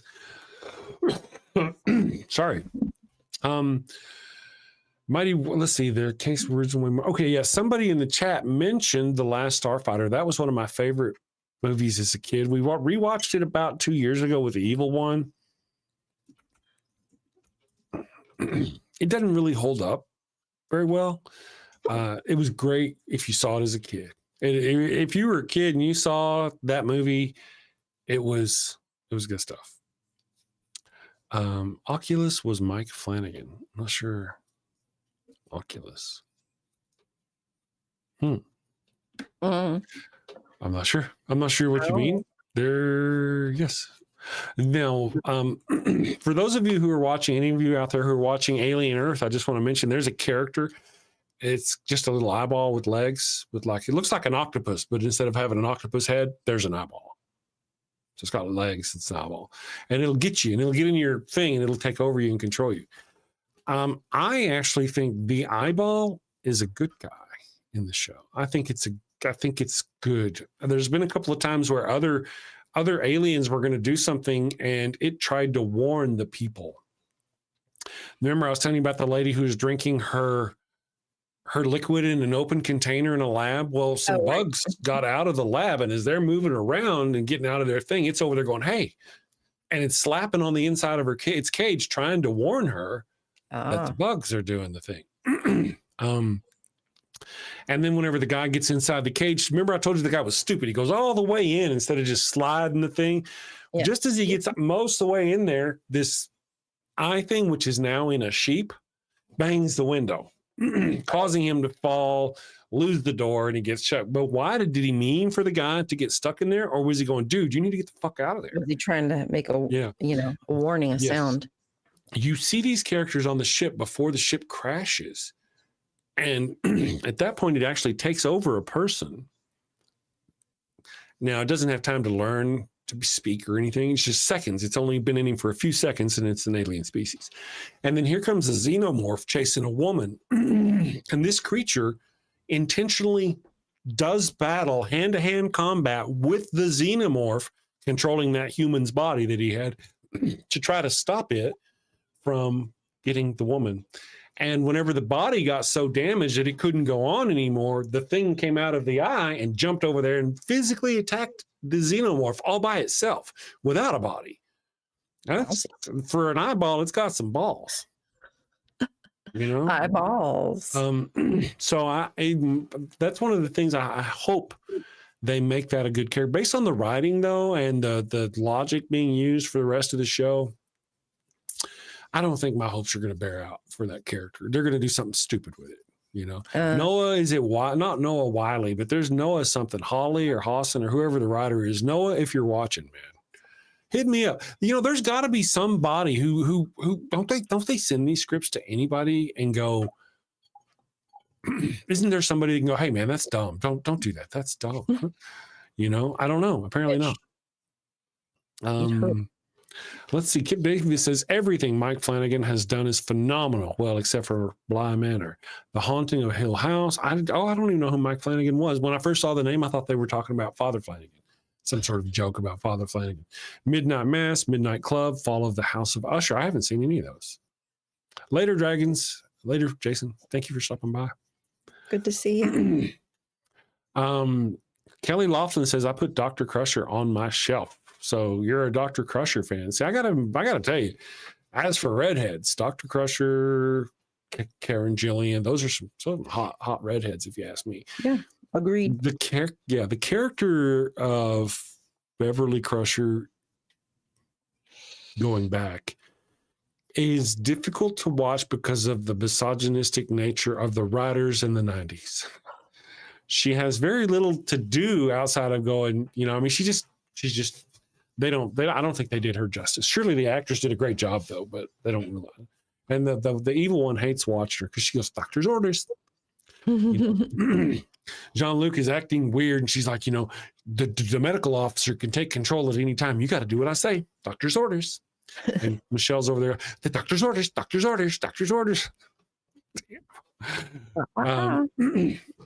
Yeah, God, when they need script critics. Oh my God, the first couple of movies, first couple of episodes were pretty good. I came on the show and I'm like, yeah, Alien Earth, that's pretty cool.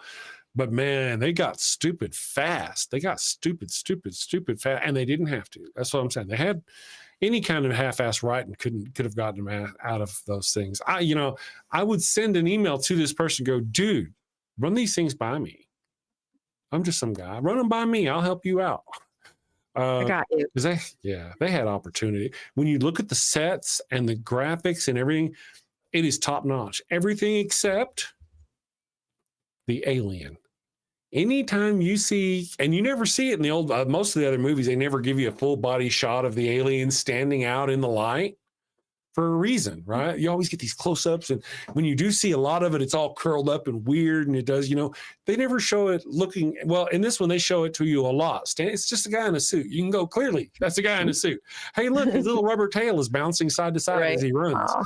It's a guy in a suit, and they do it way too often. I'm like, you didn't have any better graphics than that? Yeah.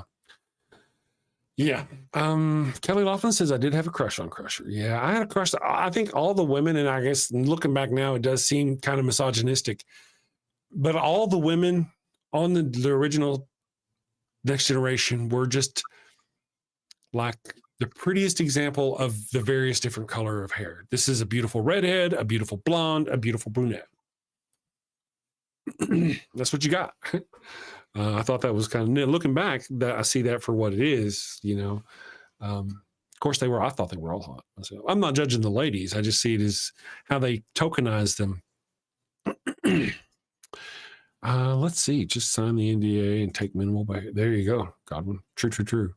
Yeah, the thing about the scripts, man, they really could use. I've heard they've already been re-upped for a second season, but I don't know. We might kind of keep an eye out on that and see.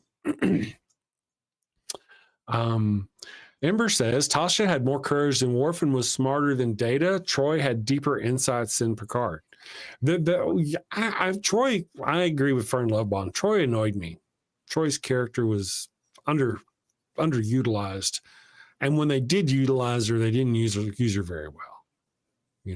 Oh, I feel something. They feel angry. Thank you, Troy. If I remember correctly, there was a time in Star Trek Generations where the Klingon sisters capture Geordi, and they use his visor to get the shield harmonics from the Enterprise D, and they fire on the Enterprise D, and the person commanding the Enterprise D as its saucer section is attacked and crashes on the planet, if I remember right, is Deanna Troi. She's in charge of so it's not Riker in charge of the Enterprise when it's destroyed. It's not a man. It's a woman. I'm just saying. Damn women. It's her fault. It's her fault. I blame her. The original Alien was a rubber suit, but it was awesome made. But not only was it that, but it was also the way they shot it.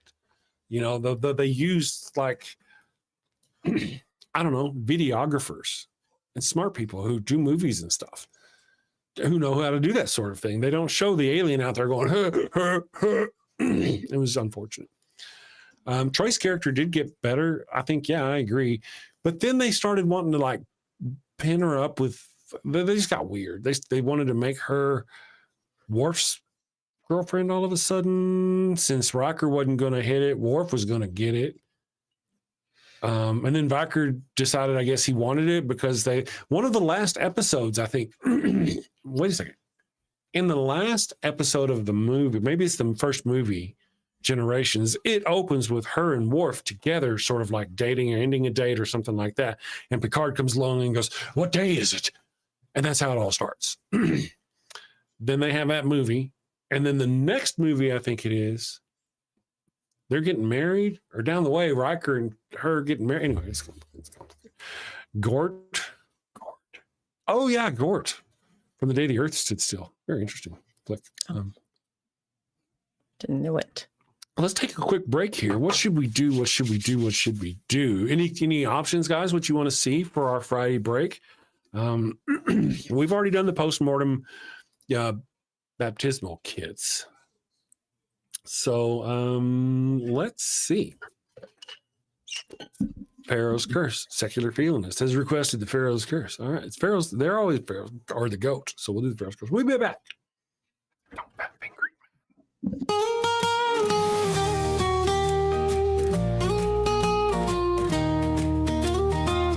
Mi burrito es tan bueno. It burns when I pee. Abraham had the crotch cooties and gave his sister wife to me. El ataco bueno bueno. It stings like a bee. They told me she was his sister. Now I'm plagued between the knees. I've got the Pharaoh's curse, a case of penile plague. I've got the Pharaoh's curse. There's fire between my legs. Mi burrito está no bueno. A full bladder I fear. Abraham's lies and Sarai's touch have left me itching front to rear. Mi burrito está bueno. It burns when I pee. Abraham had the crotch cooties and gave his sister wife to me. I've got the Pharaoh's curse, a case of penile plague. I've got the Pharaoh's curse, there's fire between my legs.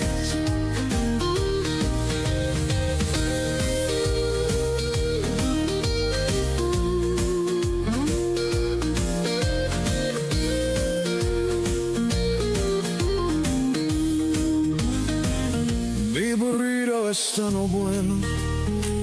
A full bladder I fear. Abraham's lies and Sarai's touch have left me itching front to rear. Mi burrito está no bueno. It burns when I pee. Abraham had the crotch cooties and gave his sister wife to me. I've got the Pharaoh's curse, a case of penile plague. I've got the Pharaoh's curse, there's fire between my legs. I've got the Pharaoh's curse, a case of penile plague. I've got the Pharaoh's curse, there's fire between my legs.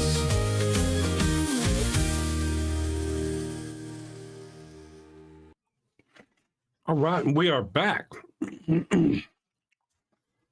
I found some grapes, and I'm one of those husbands that won't eat any of them, and they'll sit in there and rot until I eat a couple of them, and then I'll eat all of them. And Once you take one, can't Mhm. stop. The Mighty Filbert, great question. Have you? You know what, Mr. Ryan?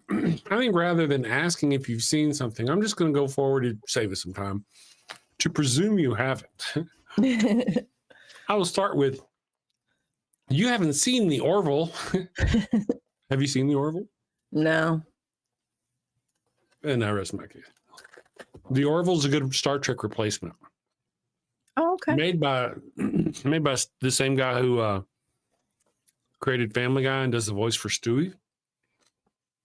Oh. He also plays the captain on the ship of the Orville. It's a good show. The first season is a little more campy humor than I like. But then after that, they really start taking themselves more seriously. They've got 3 seasons, I think, and pretty much executive produced, which means paid for, by this Seth guy. Seth, what is his name? Seth something. Not Andrews. Haha. Sorbo was Andromeda. Kevin Sorbo played in a sci-fi show called Andromeda. Mm. Seth MacFarlane. Oh, McFarlane. Yeah, okay. Mm-hmm. Yep.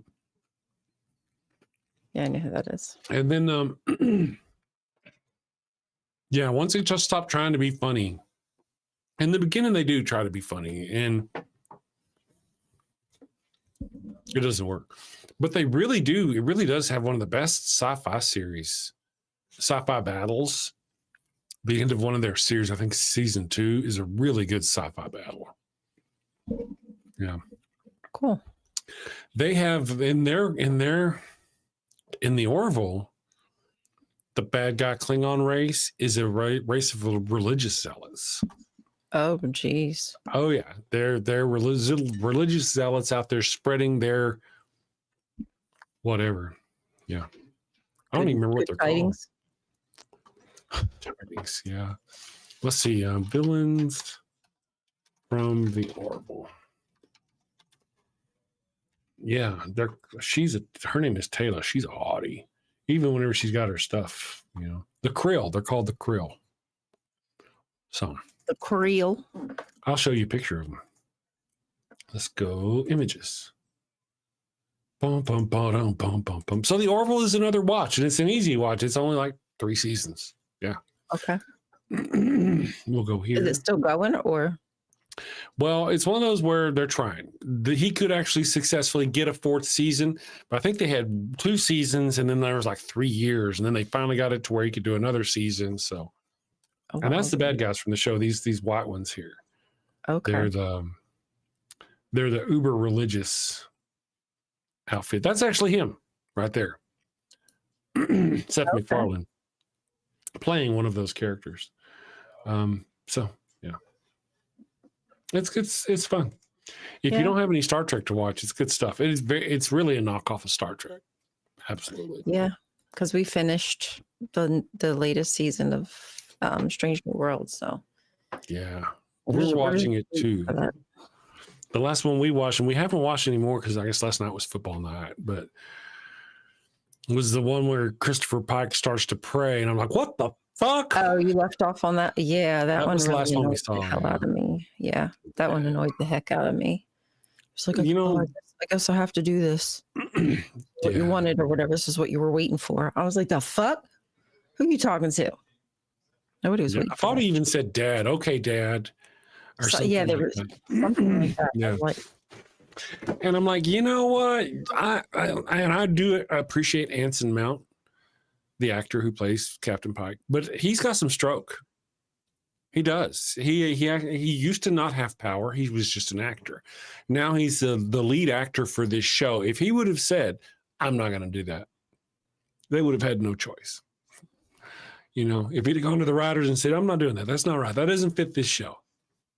it really didn't. I felt that like that was a bit of a disappointment. Yeah. Frankly. Yeah. Really? Yeah. I don't know how the Trekverse is taking it. To be honest, I didn't know about it. I hadn't heard anything about it until I saw the show. I mean, I So guess it's- if you yeah. think of it in context, like it's pretty early, right? It's before Kirk, isn't it? Mhm. Captain Before Kirk. Kirk takes, yeah. Yeah, so it's like early days of space, but still. Well, I mean, early days of space, but they're like 100 years, Yeah, it's still 100 years it's past still Archer. for me last. Yeah, it's Yeah, still yeah. for me yeah. too far, but It was just out of their thing. It was weird, you know. Yeah. Of course, in the beginning of the show, he's just riding horses out in the snowy plains of Montana. So he does have a little bit of a throwback personality to him, possibly. you know. maybe so. But that was one of the things I could have missed. Maybe there's times whenever he's Yeah, passing a turd and it's got a lot of sharp peanuts in it, and he's in there talking to God at that time too. They don't show that to us, so why would they show that to us there? It's not one I want to see. I don't know. I'm sorry if there was a graphic. Thanks for that. Just image. couldn't help myself.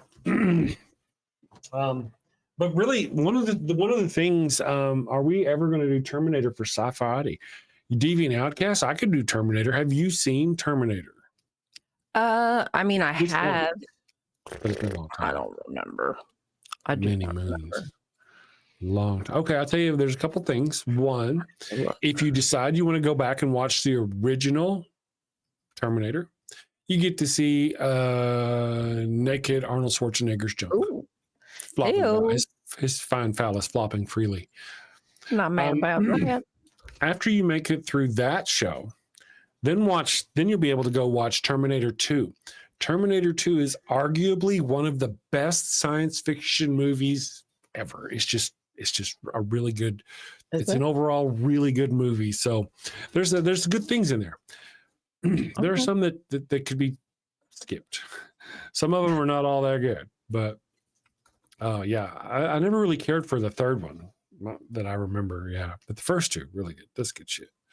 It's been so long since I've seen. I know I have seen them. It's just been so long. Yeah. So I wouldn't be against doing that for a Sci-Fi Friday.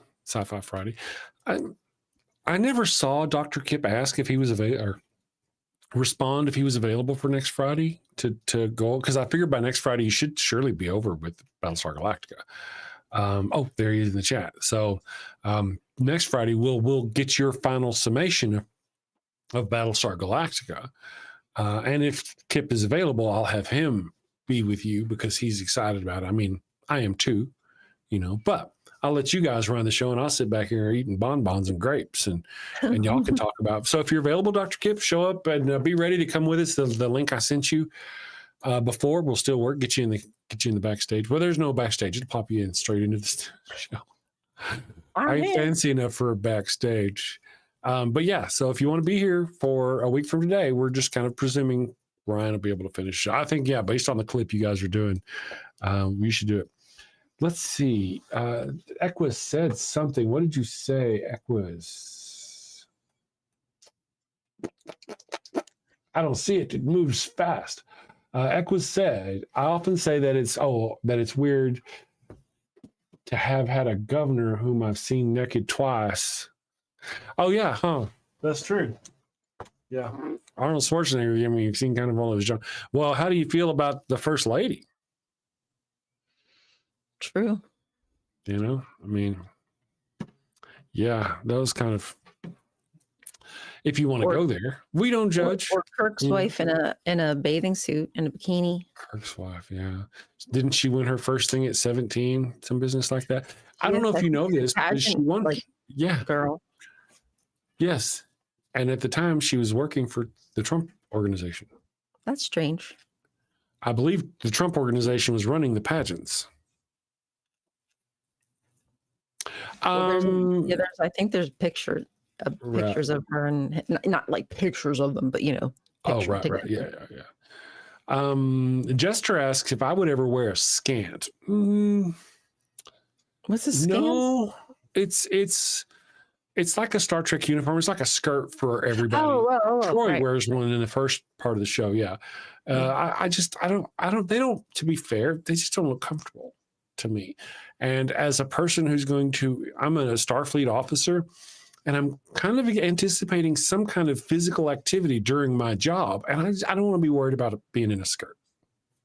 whether I'm a man or Yeah, a like, woman. I do don't they see why either wear one of them would want shorts to. under them? Like, do they like what did they wear under them? I'm just Well, curious. we don't know, do we?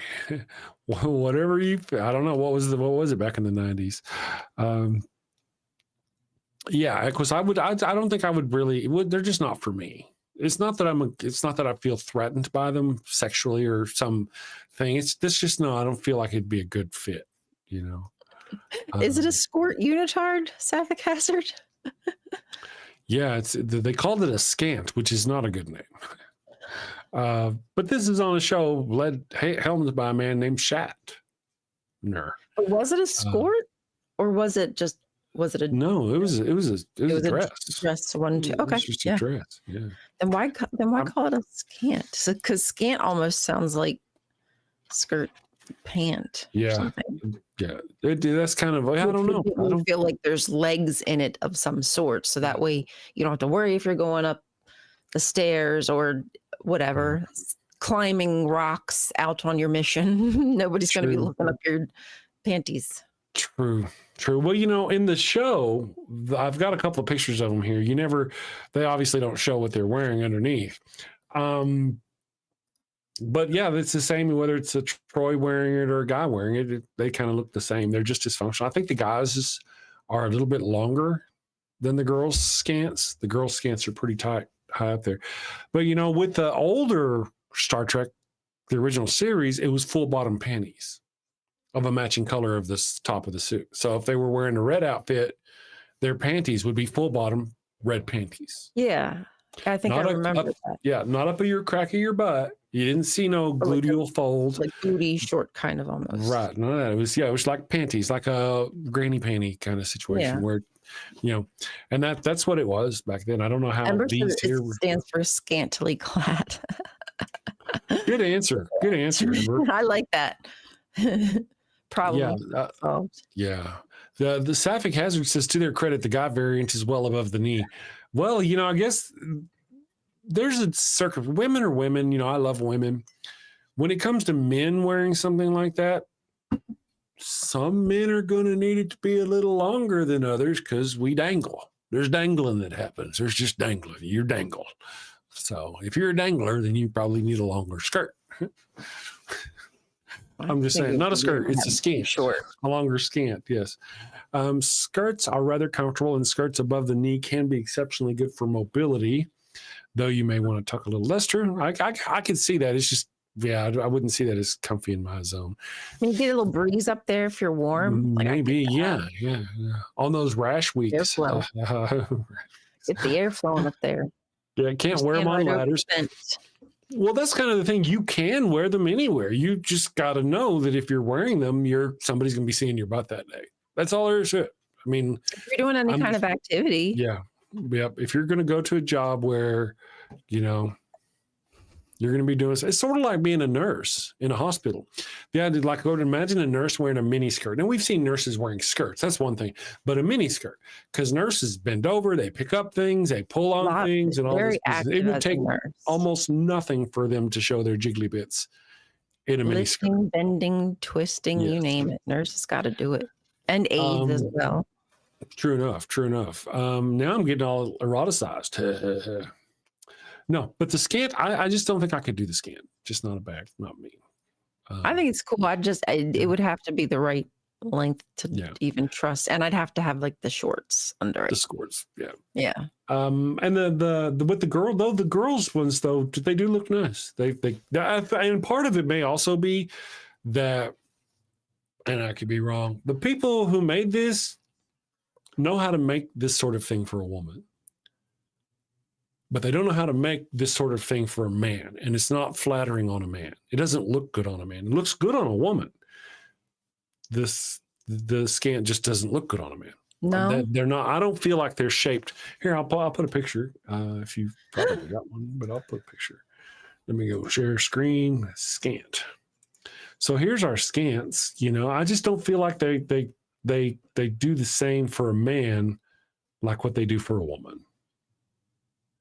I think part of the problem is they kind of try because they tuck it in and they give him a little, I don't know.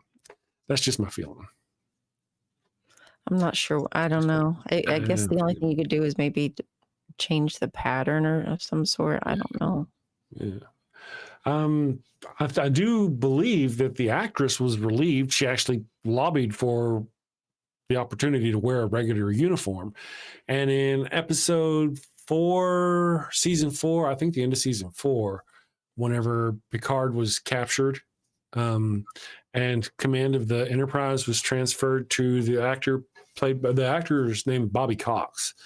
I can't remember the ship captain's name right off, but he wouldn't let her wear her traditional counselor's outfit, that one piece that she usually wore of a different color. He wouldn't let her wear that. He's like, I want you in a regular uniform.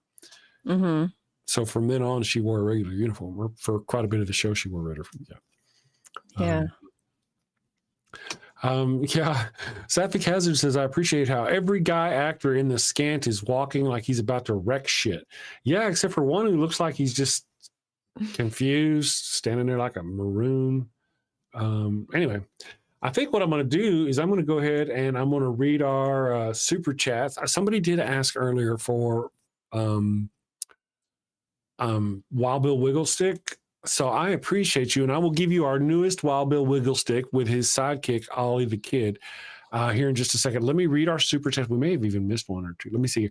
So Godwin for $2. Thank you, Godwin. Says, have y'all watched Sci-Fi show The Expanse? Yes, I have. She should. It's good shit. I really enjoy the first 4 seasons, first 3.5 seasons, something like that. After that, it kind of wanes on me. Godwin, I also need to shill for canceled Wheel of Time. Thank you for the $2. I want to mention, in Star Trek Strange New Worlds, you've got the girl, the security officer, La'an Noonien Singh. Okay. When you watch The Expanse, there's a character on that show played by an actress who looks very similar, does her hair very similar, plays a very similar character where they're very similar. Yeah. I don't think it was intentional. I really don't think it's intentional about anybody's part, but if you watch The Expanse, you can see how Christina Chong and this other lady get confused. Oh. And then Ferd Love Bomb for $2 said, let's buy some Panic for our Satanics. Thank you very much, guys, for all of your support. I'm going to play this longest Wild Bill. I very much appreciate you. Ryan, have a wonderful weekend. Send safely, girl. Send us photographs. Okay. All right, everybody. You have a wonderful weekend. I'll come back and I'll close out the show here in just a minute. Boop. Boop. Hello, and welcome to Shakespeare with a Redneck. Finally, I'm Wild Bill Wigglestick, and this is my trusty sidekick, Willie the Kid. And we'll be your handsome hosts, your gilded guide, your cowboys, concierges to Shakespeare. Oh, how cute. Wait, is that at 2, Ollie? Run along, little doggy. Bill, where the hell have you been? Well, I've been roaming the earth, going back and forth upon it, to and fro and whatnot. I like to travel too. Wait a second. Yep, back and forth upon earth, doing unto others before they do unto me. Bill, are you quoting the Bible? Trying to quote the Bible? Indeed I am. Despite my appearance, I am a man of culture and know many things, not just Shakespeare. Really? So you have a Shakespeare monologue related to atheism or skepticism? Indeed I do. Bear witness. Oh, this is going to be good. This is the excellent foppery of the world, that when we are sick in fortune, often the product of our own behavior, we make guilty of our disasters, the sun, the moon, and stars, as if we were villains on necessity, fools by heavenly compulsion, knaves, thieves, and treacherous by spherical predominance, drunkards, liars, and adulterers by an enforced obedience of planetary influence, and all that we are evil in by a divine thrusting on. An admirable evasion of whoremaster man to lay his goatish disposition to the charge of a star. My father compounded with my mother under the dragon's tail, and my nativity was under Ursa Major, so that it follows I am rough and lecherous. I should have been that I am, had the maidenliest star in the firmament twinkled Oh, my bastardizing. Wow, that really is spot on about what we cover here on the channel about how, people. So here's a quick rundown of the situation. Bill, this non-believer, ignores the teachings of his learned father and ends up getting 4 people killed. Bill, that's not. Okay, carry on. Shakespeare was a heathenistic non-believer bound for the fiery pits of hell, just like yourselves.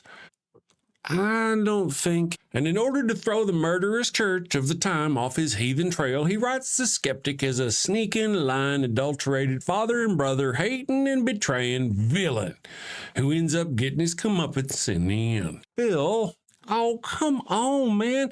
You're always blah, blah, Bible stuff, blah, blah, boring. You got to spice things up. Bill, tacos are spicy. Everybody loves tacos. Bill, tacos and boobies. Okay, you're not wrong there either. Tasty and delicious culture, baby, coming at you. Avoid the storm of familial discontent. Blow winds and clap your cheeks by clicking that subscribe button and hitting that. Wait a second. Don't you mean crack your cheeks? Nope. Bill. Send safely, my friends. Take care. Peace. All right, everyone. You have a wonderful weekend. Have fun. Send safely, my friends. Minnesota Vikings, if you're watching, good luck in England this Sunday. See y'all later. Take care, guys. Got a house that smells like old cheese and shame. Father Flanagan's flesh candles change the game. Goat-scented thrills for your soul's delight. Light it up, baby, make your room right. When you've sinned and need to atone, light a candle and avoid the stone. Smell the goat in a holy zone. Father Flanagan, here to set the tone. Confession booth, busy, no need to stress. Light a candle and forget your mess. Gross odors vanish like sins in the wind. With each wick, guess who's your new best friend? When you've sinned and need to atone, light a candle and avoid the stone. Smell the goat in a holy zone. Father Flanagan, here to set the tone. Lambs and calves may have their day, but goats, the scent that leads the way. Clean your slate with a sniff so pure. Father Flanagan's got the cure. Turn your home into a saintly space. With every whiff, find redeeming grace. From your living room to the kitchen sink,